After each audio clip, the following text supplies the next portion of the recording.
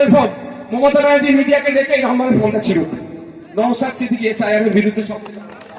নওশাদ একটা ভালো ঘরের ছেলে, তার বিরাট একটা কথা বলে, স্বাধীনতা সংগ্রামী এবং জবানার মুজাদ্দেদ, এবং সিদ্দিকী আকবর কোরাইশ খানদান নবী খানদানের ছেলে। তাই তার ব্লাড মানুষ সর্বধর্মের মানুষের পাশে দাঁড়াতে হবে, এটা ইসলাম শিখিয়েছে। সেই ব্লাড কথা বলছে। সাধারণ মানুষকে বলবো, এসআইআর হচ্ছে আপনি ভোট দিতে পারবেন নাকি দিতে পারবেন না, কিন্তু এসআইআর এর আড়ালে এনআরসি যদি হয় তাহলে কিন্তু বিরাট বড় ভয়ঙ্কর জিনিস হচ্ছে। কিন্তু আমি শুনছি নাকি ক্যাম্প করার কথা বলছে। তো এসআইআরটা কি? অনেক লোক মরে গেছে, তার ভোটের নাম আছে, সেই ভোটগুলো ভুয়ো ভোট, সেগুলোকে রুকা দরকার, অবশ্যই রুকা দরকার। আজকে সেটা কেউ দেবে একজনের নামে, এটা তো উচিত নয়। তারপরে একজনের বিবাহ হয়ে গেছে, অন্য জায়গায় চলে গেছে, তার দু জায়গায় নাম আছে, এক জায়গায় কাটা দরকার, এক জায়গায় থাকা দরকার, অবশ্যই সেটা করতে পারে। কথা বুঝে, এইটা হচ্ছে ব্যাপার। কিন্তু এখানে একটা প্রশ্ন, 2002 সালে, এটা কেউ তুলছে না, 2002 সালে যদি কারো নাম থাকে বাপ মার, তাকে কাগজ দিতে হবে না। 2002 সালে নাম আছে না না, এই ডকুমেন্টস কার হাতে আছে? পাবলিকের হাতে, না সরকারের হাতে, না নির্বাচন কমিশনের হাতে? নির্বাচন কমিশনার যদি সেখান থেকে কিছু লোকের নাম বাদ দিতে, এটাকে দেখতে যাবে, এটাকে দেখতে যাবে। তাহলে আজকে একটা মানুষ, সে এখানে 70 বছর ধরে আছে, এই 70 বছর ধরে ট্যাক্স দিয়ে ভারতবর্ষে বসবাস করছে, 2070 সাল থেকে আছে, কি 80 সাল থেকে আছে, কি 90 সাল থেকে আছে, হঠাৎ করে তার নাম যদি কেউ কেটে বাদ দেয়, আপনি তাকে বাদ দেবেন, এটা অন্যায়।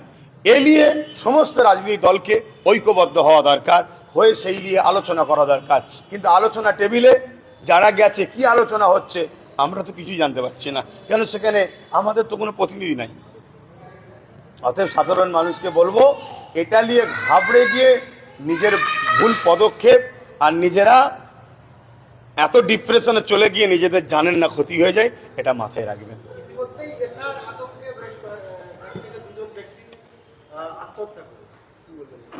যেটা আত্মহত্যা হয়েছে, আবার শুনছি নাকি নাকি লিখতে পারতো না, হাত কাটা ছিল, এসব অনেক কিছু শুনছি। তো এটা কতটা সত্য মিথ্যা আরো ভেরিফাই করার ব্যাপার। তবে আমি এতটুকু বলবো, এ নিয়ে আতঙ্ক হয়ে নিজের জীবন খোয়াবেন না। দেশ আমার, আপনার সবার। এখানে নির্বাচন কমিশনার হোক আর দেশের প্রধানমন্ত্রী হোক আর স্বরাষ্ট্রমন্ত্রী হোক, কারো অধিকার নেই আমাদের ওপরে কলম চালাবা। তার জন্য যে সিস্টেম আছে, সেই সিস্টেম আমাদেরকে আগাতে হবে। যেমন যারা যাবে এসআইআর করতে বুথ লেভেলে, বিএলআরও, তাদের বিষয়ে অ্যাড্রেস ট্যাড্রেস সব রাখতে হবে। আপনার নাম বাদ গেল কেন, তার বিষয়ে যদি ভুল করে, তার বিষয়ে আইনের আওতায় তাকে আনতে হবে। তাকে এই অধিকারটা কে দিল যে একজন সাধারণ ভারতের নাগরিককে হ্যারাসমেন্ট করবে? এটা গরিবকে মারার একটা কল, গরিবকে লুটে একটা কল, এটাকে রুকা দরকার। আর দিদি মুদি মিলে এটা করছে। যদি বলেন আবার দিদির কথা কেন বললেন, রাজ্য সরকারই তো 90,000 অফিসার দিচ্ছে যে শেয়ার হয়, রাজ্য সরকারই তো 221 কোটি টাকা খরচ করছে, কম বেশি। তাহলে আজকে বলুন, রাজ্য সরকার যদি বলতো আমি কোনো অফিসার দেবো না, বা কর্ণাটকে না কোথায় শুনলাম নাকি যেখানে কি বলে এসআইআর হবে না, তারা পার্লামেন্টে তাদের বিল পাস করেছে। তা আপনার তো সব এমএলএ, তাহলে আপনি এটা বিল পাস করতে পারতেন, আমার রাজ্যে হবে না, তা করছেন না। কিন্তু একদিকে আবার খরচ করছেন, অফিসার দিচ্ছেন, আবার এইদিকে মানুষকে গরম করছেন। এটা যেন একটা কেমন চক্রান্ত, সাধারণ মানুষকে ফাঁসাবার। আর আমার কমের উদ্দেশ্যে একটা কথা বলবো, আমার কমের ভাইদের একটা কথা বলবো, আমার কমের ভাই, আপনাদের বিবেককে প্রশ্ন করেন। আপনারা কেউ বাংলাদেশ থেকে এসেছেন? কোনো পাগল আছে ফুরফুরা শরীফে বসবাস করবে, না পাশে অন্য কোনো মানে গ্রামে বসবাস করবে? মুসলমান তো চাইবে যেখানে আমি সংখ্যাগরিষ্ঠ সেখানেই আমি থাকবো, যেখানে হিন্দু ভাইরা সংখ্যাগরিষ্ঠ সেখানে থাকবে। কেন? একসাথে উৎসব করব, একসাথে ধর্মের কাজ করব, মসজিদ মাদ্রাসা বা হিন্দু ভাইদের মন্দির টন্দির এক জায়গায় থাকবে। তো সেই জায়গায় বাংলাদেশ থেকে কেউ কখন এসেছে? যদি এসে থাকে ব্যবসা বাণিজ্য এসেছে, আবার চলে গেছে, আবার এখান থেকে কিন্তু বাংলাদেশে গেছে। কিন্তু আমার অনেক অমুসলিম ভাই ওই দেশ থেকে এসছে, কিন্তু তার জন্য কাঁটা তারের ভাগে এপারে এক অংশ পড়ে গেছে, উপরে এক অংশ পড়ে গেছে। আজকে আপনারা হঠাৎ করে তাদেরকে তাড়াবেন, এটাও আমি পক্ষপাতী নয়। তারাও আমার দেশের নাগরিক, আমার দেশে ভারতেরই তো সবাই, তারাও থাকুক। কিন্তু মুসলিম ভাইদেরকে বলবো, আপনাদের ঘাবড়াবার কিছু নেই। কিন্তু এক শ্রেণীর মুসলমান ফাঁসবে। তারা নদীর ধারে বাড়ি, বাঁধ ভেঙে গেছে, ঘর সমেত রাখতে চলে গেছে, তারা কি করে কাগজ পাবে? না 2002 পরে আমি বললাম 2002 যদি বাদ দিয়ে দেয়, ওটা তো আমাদের হাতে ডকুমেন্টস নেই। যদি বাদ দিয়ে সেই কাগজ বার করে, এই একটা শ্রেণী ফাঁসতে পারে। আর একটা কারা, বন্যায় ডুবে গেছে যারা, তারা বিপদে পড়তে পারে। তাহলে সেই জায়গায়, একটা জায়গাতে আমি 80 বছর ধরে, 60 বছর ধরে, 50 বছর ধরে আছি, এটাই আজকে হঠাৎ করে কেউ বলবে তোমার 2002-এ নাম নেই, এটা ভাই অন্যায়, এটা জুলুম। ভোটার কার্ডে 21-এ ভোট দিয়েছে, ওই ভোটার কার্ড কে দিয়েছে? নির্বাচন কমিশনার। তাহলে এই ভোটার কার্ডটা কি করে গ্রান্টেড হলো? সে যদি ফেক হয় তাকে ভোটার কার্ড দিলেন কেন? কারা দিল? সব কিছু খুঁজতে খুঁজতে সাপ বার করা দরকার। সাধারণ মানুষকে সংগঠিত হতে হবে, ঐক্যবদ্ধ হতে হবে, আন্দোলন সংবিধান ও গণতান্ত্রিক ভাবে করতে হবে। আমি আবার বলবো, মাথা গরম করে হুড়োহুড়ি করলে, সে একটা বলে না যে অমুক ঘরে কে একজন চিল্লে বলছে আমি কলা খাইনি, আরে তোকে জিজ্ঞেস করা হচ্ছে নাকি কলা খাইনি? আগে থেকে ধরা পড়ে যাচ্ছেন। এরকম একটা গরম করতে চাইছে, কিন্তু ঘাবড়াতে চাইছে, সেই পাতে কিন্তু পা দেবেন না। এটা আমার ক্ষুদ্র বিবেচনা, আমি বললাম। আমার কথা কার পছন্দ হবে না হবে নিজ নিজ ব্যাপার। নওশাদ একটা ভালো ঘরের ছেলে, তার ব্লাড একটা কথা বলে।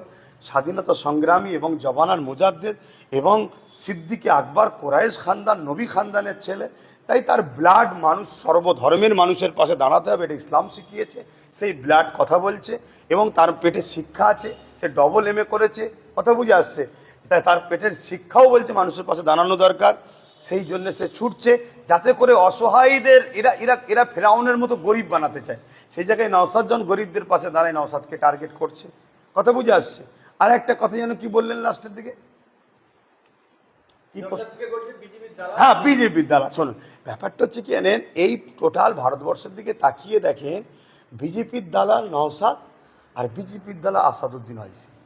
কেন এটা বলা হয় বলেন তো? কংগ্রেসকে ভোট দেয় ধরুন মুসলিম সমাজের একটা বড় অংশ, তাহলে আসাদুদ্দিন ওয়াইসিকে যদি একসাথে কংগ্রেস লেলায়, তাহলে কংগ্রেস তো সেখানে আর ইমেজ পাচ্ছে না। তাহলে অতএব ওয়াইসিকে বিজেপি বলো বা আরও যারা আছে। ঠিক নওশাদ যখন একটা স্বাধীনতা সংগ্রাম এবং পশ্চিম বাংলায় দাদা হুজুর মানে সবটাই ধরতে গেলে মুসলিম সমাজের একটা বড় ব্যাপার। তা সেই ঘরের ছেলে যখন বেরিয়ে গেছে, তাকে যদি বিজেপির দালাল না বলা হয়, তো মুসলিমদের ঘরে যে আমরা সবাই লুটে পুটে করে খাই, তাহলে তারা তো চলে যাবে। আর বিজেপি প্রমাণ করো, বিজেপি বলো, যাতে মুসলমান ভয়ে বলে বিজেপি রে। আর বিজেপিকে মুসলমান সে বাচ্চারাও ঘৃণা করে, এই জন্য বলা হয়। কিন্তু এনআরসির বিরুদ্ধে আইনটা করছিল কে? এনআরসি করতে চেয়েছিল কে? বিজেপি। তার বিরুদ্ধে কেস করলো কে? নওশাদ। ওয়াকফ আইন করছে কে? বিজেপি। তার বিরুদ্ধে কেস করছে কে? নওশাদ। তারপরে কি বলে, এনআরসির বিল ছিঁড়ছে কে? আসাদুদ্দিন ওয়াইসি। ওয়াকফের বিরুদ্ধে কেস করছে কে? আসাদুদ্দিন ওয়াইসি। ঠিক দেখুন, ওখানে ও যাতে কোনো দাড়িওয়ালা মুসলমান ছেলে যেন একটা দলের নেতৃত্ব না দেয়, এরা গোলাম হয়ে থাকে।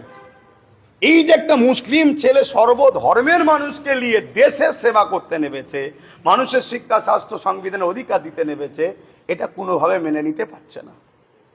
কথা বুঝে আসছে? ওর আপনাদের পরিবারের অনেক সদস্য বলছে যে আইএসএফ এর ছেলেরা দাঙ্গা বাঁধাতে চাইছে এবং আইএসএফ হচ্ছে বিজেপির বিডি এবং ফুরফুরা শরীফকে অশান্ত করার চেষ্টা করছে। আপনার এক ভাই, তিনি ভোটেও দাঁড়াতে চান, আপনার এক ভাই, তিনি এখন শাসক দলের একটা পদে আছে। দেখ, আমি পরিবারের বিষয়ে বেশি কথা বলা পছন্দ করিনি, তবে এত বড় যখন ইলজাম দিচ্ছে, আমার ওই ভাইকে বলবো, আপনি জনগণের কাছে মৃত্যু হচ্ছেন, একটু বুঝে বুঝে কথা বলেন। মমতার ডোজ খেয়ে, মমতার টনিক খেয়ে আপনার সন্তানও বড় হচ্ছে, হুজুর হবে, তাহলে আপনার সন্তানকে যেন জনগণ না বলে এই চিটিংবাজের ছেলে। একটু বুঝে বুঝে কথা বলবেন ভাই, এইটুকুই বলবো। কেন পরিবারের বেশি কথা বলবো?